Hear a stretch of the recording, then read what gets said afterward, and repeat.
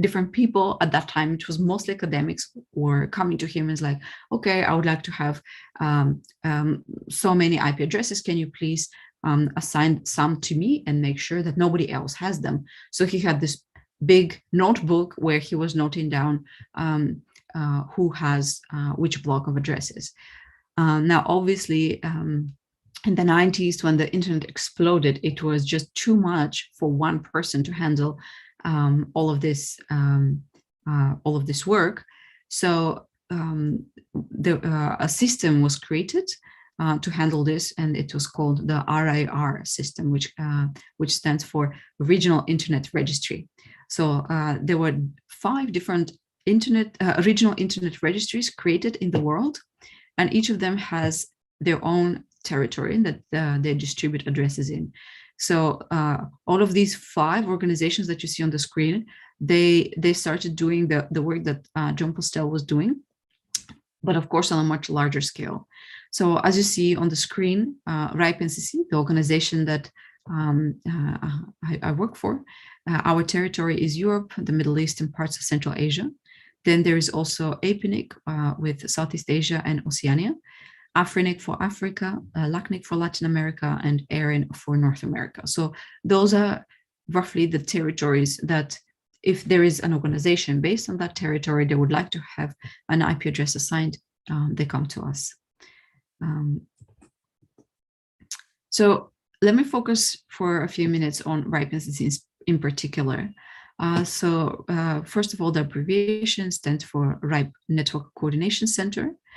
It is a legal entity. It was established in 1992. We are not for profit, and we get our funding from our members. So those are the organizations that want to get IP addresses from us. So in most cases, our members are internet service providers, telecommunication companies, governments, academic institutions. But recently, we have seen an increase of other organizations that would like to have their own network. So we have seen, you know, more banks that want to do that, airports, hospitals, you know, organizations that really care about the security of their network and would rather do it themselves rather than via an intermediary. As I mentioned, RIP NCC is one of the 5 regional internet registries. This is our territory that you see on the map, and we're about 140 people based in Amsterdam, Dubai, and we have a small office in Moscow as well. Okay, so in the beginning of the presentation, I promised that by the end of it, you will know what an RIR stands for. I've mentioned it already a few times. Regional Internet Registry. So what exactly do they do? So we manage the allocation and registration of internet number resources. Internet number resources, here you can see what exactly that is. Those are IP addresses on the one hand, with the version 4 and version 6 that I mentioned earlier, and those are the autonomous system numbers. If you remember my very first slide, I was talking about autonomous system numbers. That's the network of computers, a single unit of which comprises like a unit on the internet. So in order to identify each autonomous system, they have also numbering. How exactly we do that?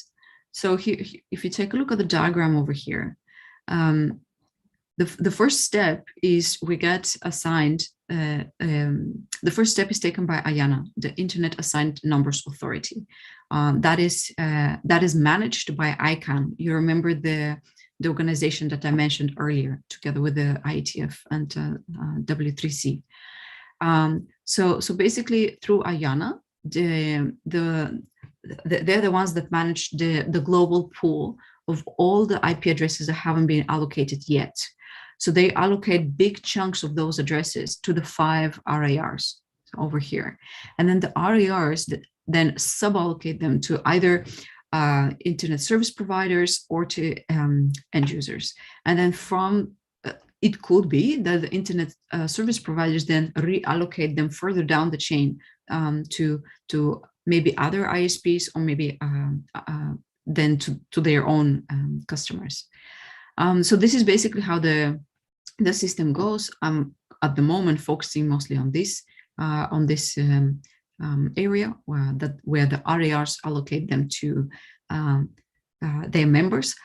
In addition to doing that, we have a database where we note down which company or organization has which block of addresses.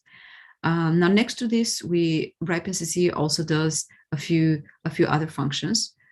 So you can see here on the slide, support the infrastructure of the internet through technical coordination. What does that mean? That means that we, in addition to distributing the IP addresses, we also organize regular meetings where the RIP community can meet. They can discuss the policies according to which IP addresses are distributed. So they discuss about our work. We also run mailing lists for various working groups. I'm talking about, for example, working groups such as address policy, working groups on the RIP database, but also other topics such as DNS or open source or IoT or cooperation with governments and other stakeholders. So there's several working groups that a person that is interested in more detail, you can subscribe to the mailing lists and take part of the discussion there. Here it's worth mentioning that all of the mailing lists are available publicly. So anybody can go on our website, find that mailing lists archives and look way back into the archives of how a discussion developed, who said what, and yeah, basically this way we have chronicles or archives of how a decision was taken. And then in the last bullet point, you see that we also provide other services that benefit the internet community. So for example, we operate the KRoot server. I'm not going to go into detail of what exactly that is. That's one of the main root zone servers out of the 13 that are in the world. If you are going to attend a presentation on DNS, they're going to talk more about those servers and what they do, but they are indispensable for the operation of the DNS system. In addition, we have, for example, RIP Atlas, which is a global measurement network of internet, real-time internet data, and it's used by network operators for troubleshooting or for researchers to do academic research and analysis of networks across the globe. So this is just another add-on service that we give to the world. Just to show you how the RIP database looks like a little bit. So here you can see, for example, a random entry. I have chosen the entry of the URL of this conference. So you can, for example, see the responsible organization immediately once you type the IP address. So you can see the organization that has the block of this IP address. You can also see an email address that you can contact in case, for example, you receive a lot of spam from the IP address and you want to find out what is happening. You can see some more information, for example, the entire block, which this IP address belongs to, and all of this block is in the company. Also some other information such as when it's created, when it's modified. You can see the origin AS number. So AS, you remember, is the autonomous system, my very, very first slide. You can see things like when it was created, modified, and here the source is RIP. So that's that basically indicates that the territory is Europe, Middle East, or parts of Central Asia, as I mentioned. Now, what you cannot find in the RIP database, that is information about domain names. So as I mentioned, you in order to find all of this information, you have to type the IP address. You also cannot find information about customer reassignments. So you remember when I showed you that vertical diagram, basically if we distribute an IP block to an internet service provider and then they decide to distribute further down the chain to maybe another ISP or to another customer a certain IP address or a certain block of IP addresses, you cannot find that information in the database. You also cannot find accurate geographic location of the network of the end user. It's not such an exact science. Yeah, this is not available in the database, even though we get quite a lot of requests from law enforcement for that. Now, what is the RIPE community?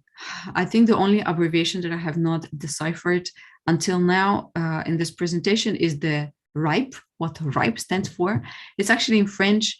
I'm not going to try to pronounce this because I'm probably going to mess it up. In English, it roughly translates as the European IP resources. So RIPE, yeah, it stands for the for that. It's a little bit of a misnomer because it's not just the European IP resources. It also is the resources of the Middle East and parts of Central Asia that I mentioned.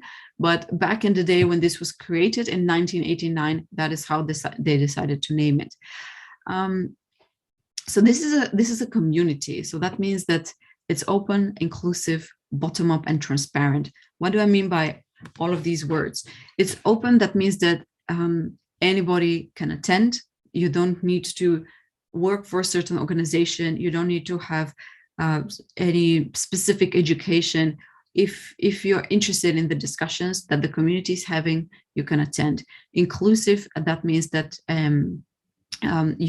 you're free to participate in any of the RIPE meetings or the mailing lists. There are no exorbitant fees.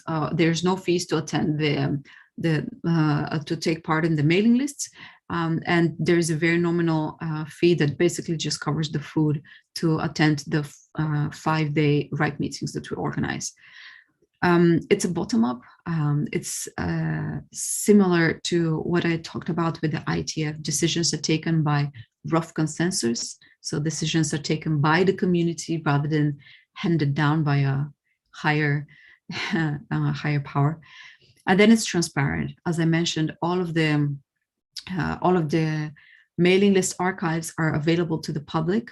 All of the decisions take place on the mailing lists. And so everybody, even people who are joining today, can look back and see, oh, this was taken because of this and that. So the RIPE community is responsible for making the policies and also sharing information and best practices. The different ways that they convene, that they talk, I already mentioned the various working groups that focus a discussion on a particular topic, such as address policy, such as open source. I already mentioned also the mailing lists, and then the RIPE meetings. Those are the this is the third channel in which the community can meet. You can see on the screen a picture of a RIPE meeting. So basically, this is this used to be, at least pre-COVID, it used to be our method to meet in person. We used to organize these twice a year, and now they're all online. And they're free of charge because we as RIPE NCC have absolutely, well, not absolutely, we have less costs to organize those, so we can afford to provide this to the community for free. If you have some interest into the technical, the process of developing technical policies, I would encourage you to attend. Probably, I don't know how the COVID is going to change, but if next time we're still online, it's going to be a really easy way for you to attend a few sessions without having to book a flight to a faraway country, book a hotel for a whole week. So I would definitely encourage you to check it out and see if this is something that you want to be involved with. In addition, I also want to mention that the archives of all of the RIPE meeting sessions are also available online. So for example, if you go on our latest meeting, which is RIPE 83, if you type ripe83.ripe.net, you will find the the website of that meeting, and then you can go to the archives and you can watch any of the sessions that we've had during that meeting. Maybe Shafiq, I can ask you if you can type in the chat like ripe83.ripe.net so that people have a know the URL. Then I want to talk about the RIPE policy development process a little bit. So that process was described in a document. All of our decisions, all the decisions that the RIPE community takes are described in the so-called RIPE documents. So they each have a number. So the RIPE policy development document, the RIPE policy development process is quite similar to what the IETF does. So, you know, like what happens normally is that, you know, a person will have an idea about, hey, I would love if this thing happens this way. Yeah, they would talk maybe face to face during meetings with other network operators, or, you know, they would talk with their own colleagues. They would form a more, you know, coherent idea in their head of what they want to achieve, and they will put it down in a paper. There could be, you know, several authors helping out with the paper itself. Then they send it to the RIPE policy development officer, and they help them to, you know, refine this document. Yeah, then it gets sent to the community for discussion. And then from there on, there's several steps where the community is asked for feedback. The authors of the paper respond to that feedback. Yeah, the idea is that decisions are reached by rough consensus that I mentioned before, that every person's objection is discussed, and a policy is accepted only once all the objections have been discussed and there is a rough agreement that this policy is good. Now, I also want to talk a little bit about the benefits of having 5 regional internet registries. And that one of the benefits is that it allows us to be closer to our users as opposed to, for example, one global organization. It makes communication easy, and it also makes it easier to maintain accurate registry. Another benefit of the approach is that there are still some regional differences between you know, groups of countries across the globe, and having a regional approach means that the communities in each territory can decide on their own policies.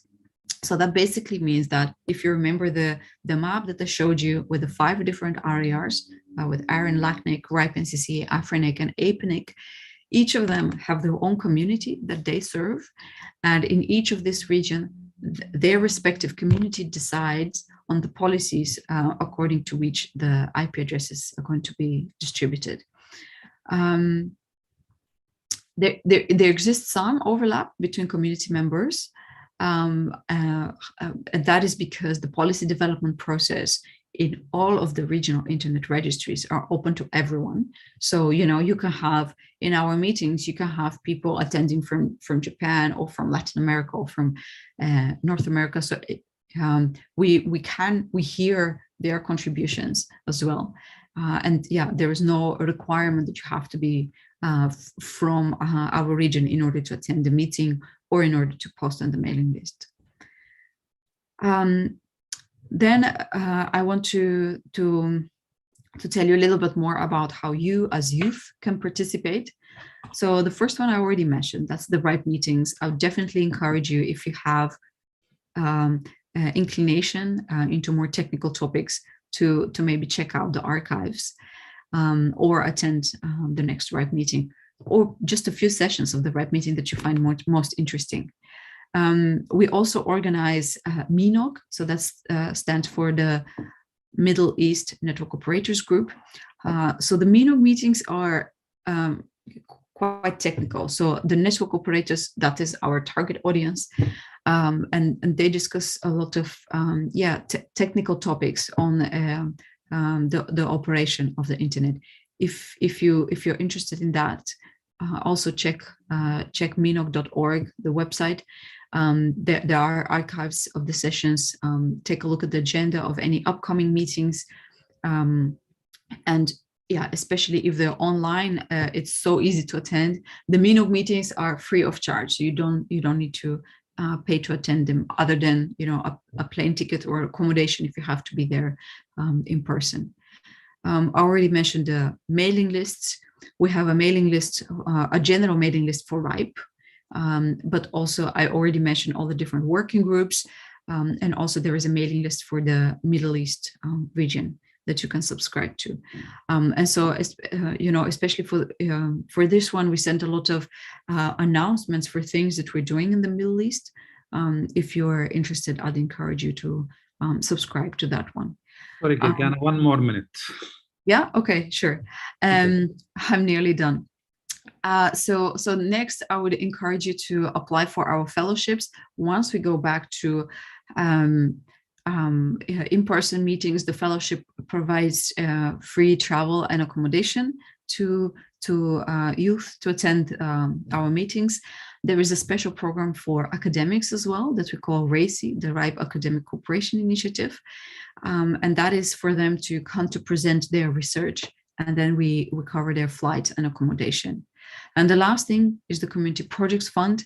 RIPE NCC provides 250,000 euros every year to projects that benefit the internet at large. So if you have a good idea, I would encourage you to submit a proposal and give it your best shot. So Shafiq, I think I'm done. This is all that I wanted to share today. Please let me know if you have any questions, and thank you for listening. Thank you, Gergana. Thank you so much. Yes, we have one question. Is there RIPE chapters like ISOC chapters? No, we don't have chapters per country. We do have. There are national network operator groups. So those are like national NOGs. Those are not associated with RIPE in any formal capacity, but those are, if you are interested to hear how, the technical people, the network operators in your country operate, I would encourage you to find out if there is a network operator group. Not all of the countries have them. And sometimes they host meetings, maybe once a year. Some of them do twice a year. Usually they're free to attend. So yeah, this is the way that the very technical people of the internet organize themselves on a national level. But RIPE NCC does not have chapters like that. Thank you so much, Gergana. Thank you. Yeah. I will switch to Arabic if you permit. مرة تاني هحكي بالعربي شوي. أي سؤال عندكم؟ بعرف بالزوم ميتينج شوي بيكون الواحد عنده شوية خجل إنه يسأل أو يطرح أسئلة. فبليز خدوا هالفرصة هيدي، اسألوا الأسئلة تبعكم حتى لو بالعربي، ما في مشكلة، بنترجمها للإنجليزي. زملائي هون جرجانا وويليام حيجاوبوا أي سؤال أو استفسار. فهلا حنتقل لزميلي ويليام. Back to the English. So now I will go to my colleague William. William will explain the different RIPE NCC capacity development programs and our new certified professionals. As I said, it's an incentive for you to go online, check these capacity development, the webinars, the training, and at the end, you can apply online for one of our examinations, and you get certified as the recognition. So William, I will leave it for you. You have 10 to 15 minutes. Thank you. Thank you, Shafiq. I'll be brief regardless. Let me share my screen. Can you see everything okay? Yes. I will assume that's a yes. Good. So thank you all very much for being here. I'm Will Johnson. I work at the RIPE NCC, and I'm helping to manage the RIPE NCC's online academy and our certified professionals program. I'd like to share in the chat. This is the link to our online academy. feel free to peruse while we discuss. There's lots of free options that are available to anyone on there. So to give you all some background, the RIP NCC started its Certified Professionals program back in 2020, but we were in preparations way before that. As an authority in internet resources, we've had the privilege of providing technical training to our community for over 20 years. During that time, we've managed to take that experience and shared knowledge and consolidate it into a series of face-to-face trainings, webinars, and online courses that you can see on the Academy. Learners like you can learn and develop their skills in a variety of subjects. Now with the Certified Professionals program, learners can validate their knowledge and become certified in a path of their choice, proving to themselves and others what they can do. It's a large part of our mission to contribute to a stable and innovative internet. And my department believes providing high quality, accessible education to our entire community is an essential part of that strategy. Because of this, we're extremely passionate about this program and we're eager to share it with you. To ensure the future of the internet, we need to prepare the next generation of learners to meet the many technical challenges ahead. And we think this is a very important step in that process. So what can we learn? Right now, we have three main learning paths. We have course materials in IP address management, IPv6 technology, and network security. So the IP address management, that's more courses about the database that Kirkana, my colleague, mentioned before. And like she mentioned with IPv4 versus IPv6, there's lots of different internet protocols. Unfortunately, we're run out of IPv4 addresses. So slowly but surely, everyone over the past few years has been transitioning over to IPv6, which has, lots of new protocols associated with it, new challenges, new security issues. And we want to provide supplemental training for anyone that's either working in the industry or trying to get into the industry as well, so they can be ready for that transition and be able to immediately start using what they've learned. So these three badges are the current subjects that we're focused on, but in the future, we're also adding a BGP security course that should be coming out next year. And we also provide webinars that we have a new subject every single week. And there's an opportunity to discuss with our expert trainers in person and ask them questions about any subjects that you're struggling with. So also with the online courses, they're completely comprehensive. So they teach the full learning path and they're fully online. They're free for anyone to take in their own time at their own pace. Before the pandemic, we had face-to-face courses, and but those have been temporarily put on hold. So instead, we now hold those webinars each month, and it can be pretty useful sometimes if you're not used to taking courses online. Ideally, you would be able to take the learning materials, but then you can sign up for a webinar to ask more questions and maybe dig a little deeper into a specific subject. So with the face-to-face sessions on hold, we have been able to expand our online content, and we plan to continue expanding it because one, it's a lot easier to spread the learning materials further across our region. And it's also, when you have to cancel all these live events, we can still make sure that we're still reaching out and making an impact in our community. One of the new things that we've added with our IPv6 security course is hands-on labs. So it's not just lectures, but when you're taking courses on the Academy, you actually have exercises, and there's certain programs you can actually download on your computer and practice what you've learned and actually develop your skills, even though you're not in a classroom. So we're very excited for people to try that out and provide feedback, and hoping to add more to that list pretty soon. A big important thing is if you're going to be investing 16 hours of your life into an online course, or you're taking webinars, we want to be able to prove that you've put in the effort. It's a large quantity of time and effort, and we also want to make sure that people are learning what we're teaching. So it offers us an opportunity to validate those skills and then also help us improve our process as well if people are struggling to get through the materials. So as you all well know, we've been around for a long time. We're one of the 5 regional internet registries, and it's been our responsibility to provide training to the community, not only in IP management, but also technical content that others do not do or teach. So we focus mostly on best practices and innovative ways of working to improve the infrastructure of the internet. We pride ourselves on being vendor neutral and independent. So the big thing about that is we're not really trying to sell anything. We really just want people to focus on the best practices that are used throughout the world. We try to use open source materials, so there's no bias, and it offers more flexibility for you to be able to actually find free programs and technology that you can use yourself, so people don't get priced out of having to learn the technology that you need. And another thing is that we're also trying to fill the gaps. There's existing education that we're not trying to replace universities or other training programs.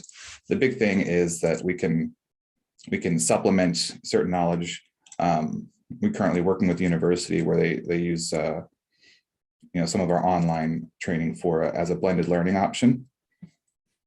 So it's a way to integrate more of it into existing training programs so people can have a more balanced approach. So on top of that, we have a passionate group of expert trainers in-house content, and they are very excited to be able to go out and train you in person again when the opportunity arises. So another big thing with our exams and our certification program is that we build a lot of our material from people within our community. People throughout the region have been able to volunteer to help us write questions for exams. So we've been able to talk to some of the most leading experts to help prioritize the subject matter so that it's something that's going to be relevant. It's our highest goal that when you take the course, you can immediately apply that knowledge. And when you take an exam, you can immediately prove what you know and what you can do to employers or colleagues. As I've mentioned previously, we've multiple training options for those that need it. We supply exam guides to walk you through exactly what you need to do to prepare for exams. When things get better, we'll obviously be able to provide the in-person training again. In the meantime, we still have live webinars, new subjects every week. And we have even more content that can be found on the RIP NCC Academy that I shared in the chat. These are comprehensive and modular courses, so you can follow from beginning to end, or you can actually just pick a subject that you want to focus more that you struggle on and just take that instead. The Academy also includes easy to follow lessons, videos, animations, diagrams to help simplify the subject matter and develop your skills as needed. You can take a variety of exercises, hands-on labs, so you can practice and apply what you've learned. It can be done completely online for free at a pace that you're comfortable with. So when you're actually prepared to take the exam, we try to keep the process easy and accessible. There's actually nothing very exciting about taking exams. So we understand that no matter what happens, you'll probably be a little bit stressful, but all you need to do is if you can make an access account on RIP.net, and you can just follow 1 or 2 steps to schedule an exam. The exams are completely online, so they can be done at home on your computer. And they're under the supervision of a live proctor, who's essentially like a referee for a sports match.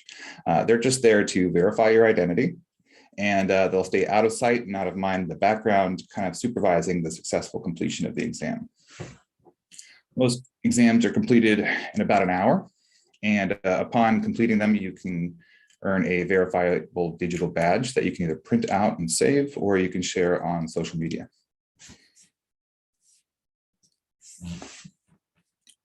Most importantly, we would like to form partnerships within our community. These partnerships can be with universities or law enforcement agencies, governments. We want to try to get as many people trained and participating in our learning programs as possible. Like I said before, we have a blended learning program. So people can use our e-learnings and incorporate into their own training. We can do training for very large groups of people. We have bundle vouchers that you could use to certify your entire organization, especially if you've already gotten some training in information technology, you need to supplement that with IPv6 security. This would be a really good opportunity to certify your whole group. But the biggest thing is that, if you don't want to reinvent the wheel, we've already have training to expand learners' knowledge. We have hands-on labs to develop skills and certifications to verify what those learners can do. So if there's a way we can work together and improve the community, please reach out to us. We would love to explore these options. Here's our contact information. We'll also be sharing the slides later. But if there's anything that you didn't hear any of us talk about, something that you'd actually like to see within the community, I see a question. How much does the training cost? It's free. The webinars are free. The online academy is free. You just need to, if you have an email and you're willing to make up a password, you have access to the training. But please explore the academy. If you see anything, like if there's subjects, because we're constantly developing things in the background, and not just these large 16-hour courses, but also small focused videos and courses to kind of help simplify some of these subjects and try to make them more accessible. If there's something that you want to know about, just send us an email and say, hey, I'd really like to know more about packet switching, or I've always been curious what, how the internet works. We can, make sure that we include that in our next development. If you have a larger organization and you're saying, hey, we have a large program teaching people information technology, but they seem to be struggling with this subject, we can start working on developing an e-learning course that will help supplement that. So we're really open-minded. We're just trying to create an impact on our community. So please reach out to us and we can come up with something that'll work out for both of us. And together we can shape the future of the internet. Thank you all very much. Thank you so much, William. Another question from Frank Anati. Do you have to pay for the certification after having the academic training? So the way that works is the exams do cost money to non-members. The big thing is that we use a third-party resource to proctor and supervise the exams, and we don't want our members to have to pay for the cost of certifying the world.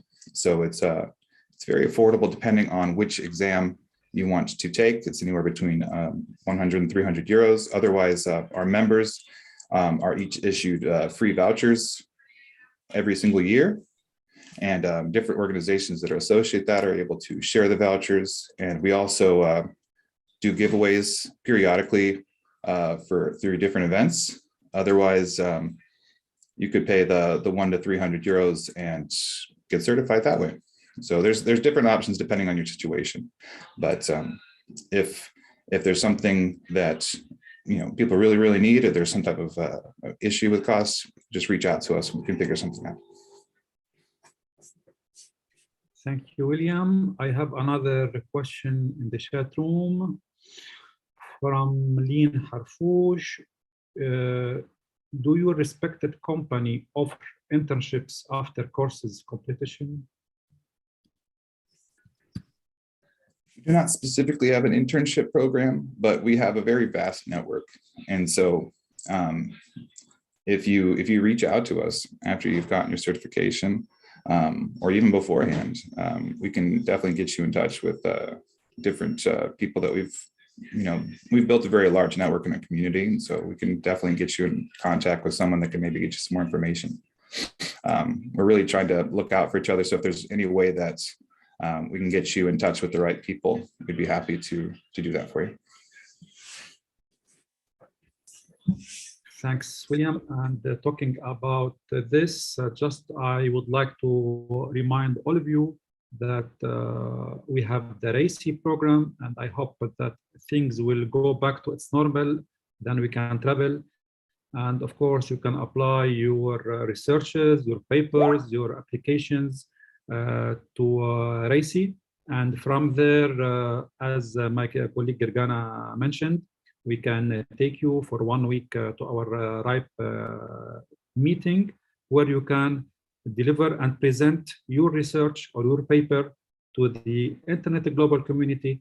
And from there, you have all the doors are open. Maybe you will find a better organization than NCC. So let's crossing fingers to see how things will go on after this COVID-19. Thanks again, William.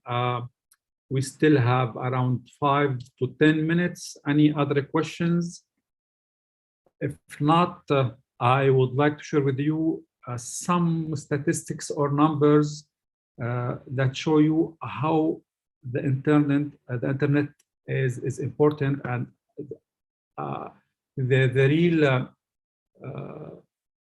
main role that internet is playing in this COVID-19 pandemic. Let me share just 1 or 2 slides. Interesting numbers.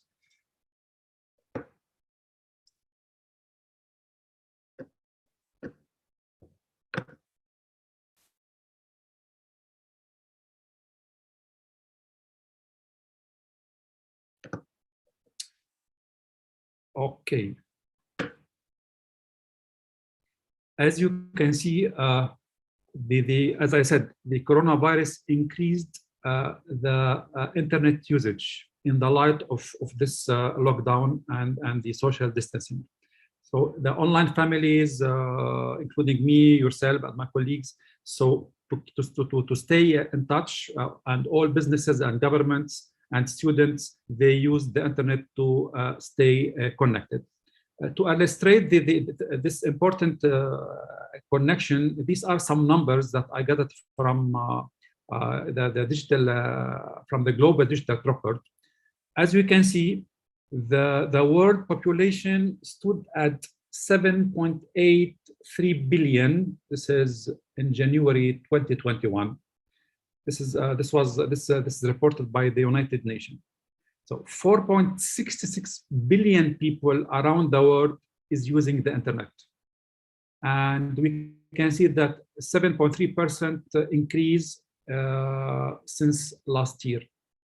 If we go down, we can see how many people are using the mobile internet. We have 5.22 billion people using phone today. And that means it's equating to around 66% of the world population. There are now around 4.20 billion users or people are using social media. And the number of social media users is now equivalent to more than 53% of the world total population. This is really something to be taken in consideration. And I like this slide too. So just to share with you how the global daily internet usage is done globally. If you look at this slide, you can see that in total, the average internet user now spend around 7 hours per day using the internet across all devices, of course. That means if we do the calculation, it's around 48 hours per week online. So it's a full 2 days on 7 weeks. Assuming that the average person sleeps for 7 hours or 8 hours per day, that means we now spend around 42% of our waking lives online. That means we spend almost as much time using the internet as we sleeping. That's impressive. And this is really, these numbers are I don't know, I didn't thought about this until I was searching and preparing these slides. So this gives us how much important is the internet for working, for learning, for social media. So let's work together to keep the internet running, and let's have let's give you the skills and the added value so you understand how the internet and its governance can help you, us, and people around the world. These are the two slides that I would like to share with you very quickly. Let me stop sharing the screen.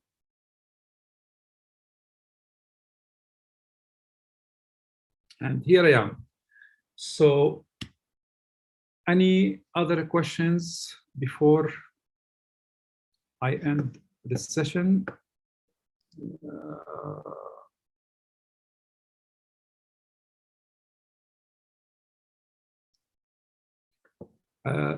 Please, I see that Gergana wrote her email.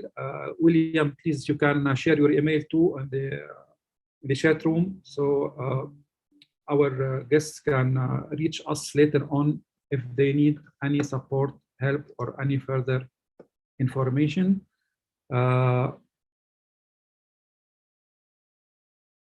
From Sally, thank you so much for your great session. Thanks, Sally, for joining us today. And with this, I would like to thank you all. I thank my colleagues Gergana and William for their time, and hopefully to see you soon in our next webinars, trainings, or whatever activity we will plan next year. And by the way, I wish you happy holidays and happy new 2022. Thank you so much for everyone, and see you whenever. Thank you. Bye, everyone. Under the slogan of shaping our digital future, the Arab International Digital Cooperation and Development Forum, the CDF, will bring together representatives and experts from Arab governments, the business sector, civil society, the technical community, academia, and international organizations. DCDF will be held virtually from 13 to 23 December 2021 by ESCO, LAS, ITU, UNCTAD, and UNDESA. Through almost 30 sessions over 8 days, you can participate in policy debate on priority issues in the fields of internet policies and digital development globally and in the Arab region. DCDF aims to align the Arab tracks of the World Summit on the Information Society and the Internet Governance Forum to maximize opportunities for digital cooperation. Register now to join us in this journey from 13 to 23 December. Together, let's shape our digital future.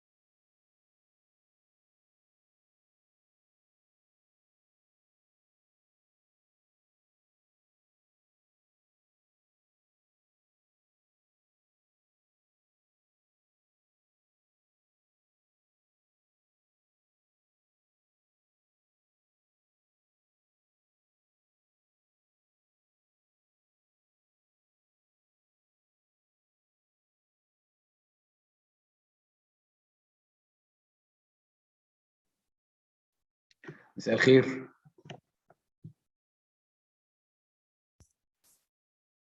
مساء الخير. اهلا بيك. انا جيت بدري شويه ولا هو مش المفروض 1:30 ولا؟ هو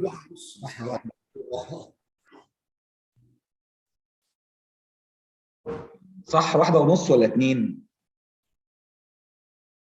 لا صح، هو هلا نحن في تيستينج فيز يعني اوكي تمام.